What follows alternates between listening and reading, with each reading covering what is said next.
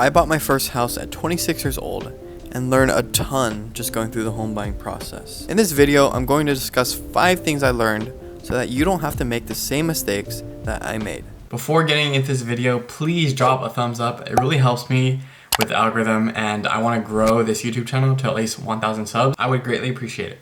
The first thing I learned was to actually shop for the loan before you make an offer on a house. So for me, I thought getting a loan would be a pretty fast process. So in my head, I assumed it wouldn't take that long to get the loan docs approved. Like, I knew they had to do some credit checks, they had to, make sure I had enough money. But to be honest, I thought it would be done in like 2 weeks. Boy, I was wrong. I was hella wrong. Minimum, I would say a loan probably takes like 3.5 to 4 weeks to get fully approved and get the loan docs signed. Like for me, I was literally on top of everything. When my loan officers needed something from me, like bank statements or whatever, I would literally get it to them the day of. And so that's the reason why I believe you should shop for loans before you make an offer on the house, because you have a lot more time, you're not rushed. And I feel like when you actually go into escrow, you're kind of locked in with your loan officer, especially if the number of escrow days is like 30 days or less. You are in a time crunch already. So the funny thing about this is that I actually thought I got a good deal in the beginning until I actually talked to another loan officer that I just randomly met during an open house. And then I asked her about what her company charges for loan origination fees and stuff. And then I realized I kind of got screwed. If you guys want me to do another video of a deep dive on my loan, I will actually do that. I feel like there's not that much loan information on the internet itself.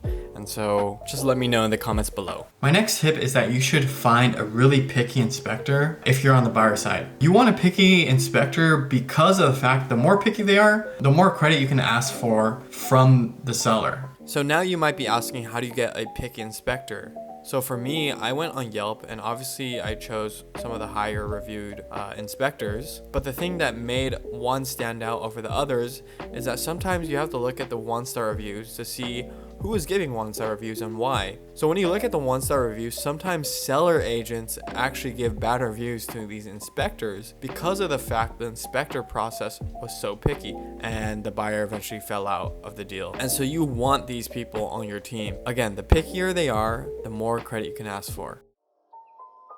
You should really consider getting as many inspections as you can, especially when you're in escrow. And I say that because inspections ultimately help you as the buyer. Even though you're paying hundreds of dollars for these inspections, it can save you thousands or even tens of thousands of dollars in the long term. So for my specific house, and in addition to the inspection report, I also got a sewer scope because of the fact that my house had tons of big trees around it. And even though it wasn't that old and the inspector told me the sewer is probably good, I just wanted to have it just for peace of mind and just to make sure that I wouldn't have to spend this $1,000 fix in the long term. To fix a sewer pipe, it's probably like $3 to $5K minimum, and the sewer scope ran me like $450 because they had to go on the roof. My point is, even if you have the tiniest hunch or suspicion that you might have termites, mold, whatever, in your house, you should get that before the closing of escrow.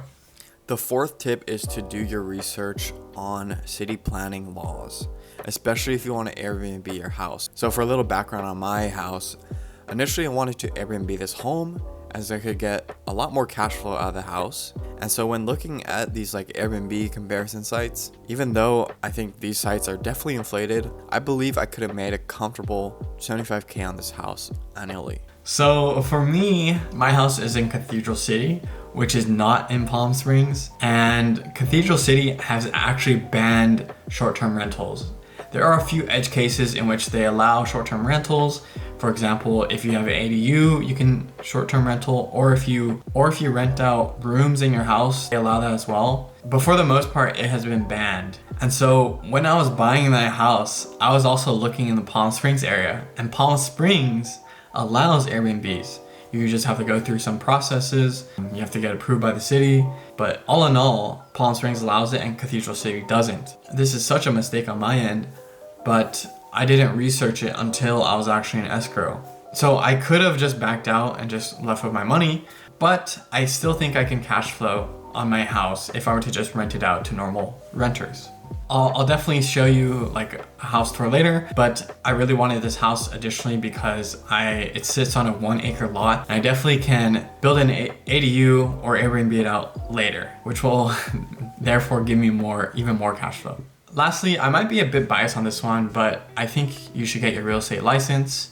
I got my real estate license 3 months ago, and in total it cost me like 1 to 2K. But just in the first 3 months after buying my house, I have made enough commission to not only cover those expenses, but to save me a little bit of pocket change. So in total, I will be making about 10K in commission because I have broker fees as well as transaction coordinator fees and a bunch of little other minor fees. More important thing is that I have really learned about the process of home buying, and since I'm an agent now, I can help other people, and I really understand the nuances of the home buying process, the loan process, everything. I have learned invaluable information that I wouldn't have gotten if I didn't have a license. That being said, if you do want to buy a house in California, let me know and I'll definitely help you. Yeah, so that was it, and let me know if you got any type of value out of this video. If you're looking to buy a house, good luck, and have a good one. Bye.